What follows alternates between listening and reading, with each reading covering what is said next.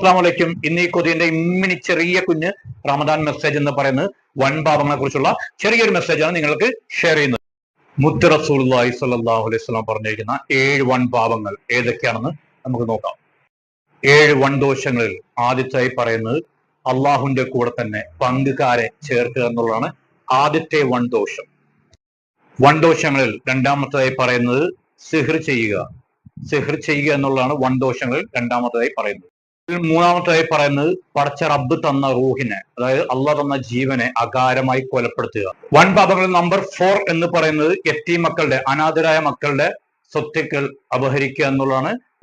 അടുത്തതായി അഞ്ചാമത്തേതായി പറയുന്നത് പലിശ ഇടപാടുകൾ. പലിശ വാങ്ങുന്നതും പലിശ കൊടുക്കുന്നതും വൻ പാപങ്ങളിൽപ്പെട്ട ഒരു തെറ്റ് തന്നെയാണ്, പലിശ ഇടപാടുകൾ. നമ്പർ 6 എന്ന് പറയുന്നത് ധർമ്മ പോരാട്ടത്തിന്റെ ആ ഒരു സമയത്ത് പിന്തിരിഞ്ഞ് ഓടുക, ഇല്ലെങ്കിൽ ആ സമയത്ത് മുങ്ങിക്കളയുക എന്നുള്ളതാണ്. നാളെ ഒരു കാലഘട്ടത്തിൽ നമുക്കൊരു യുദ്ധം അനിവാര്യമായി വന്നാൽ ആ സമയത്ത് യുദ്ധമുഖത്ത് നിന്ന് ആരൊക്കെ പിന്തിരിഞ്ഞ് ഓടുന്നു ഇല്ലെങ്കിൽ മുങ്ങുന്നു, അതും വൻ പാപത്തിൽ പെട്ട തെറ്റ്.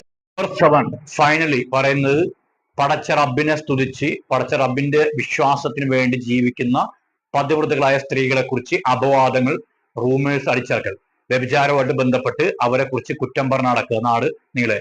അതാണ് വൻ പാപങ്ങളിൽ 7ാമത്തായി കണക്കാക്കപ്പെടുന്നത്. 7 വൻ പാപങ്ങളിൽ ഒന്നിലെങ്കിലും പെടാത്ത മനുഷ്യരില്ല, അല്ലെങ്കിൽ മുസ്ലിംസ് ഇല്ല.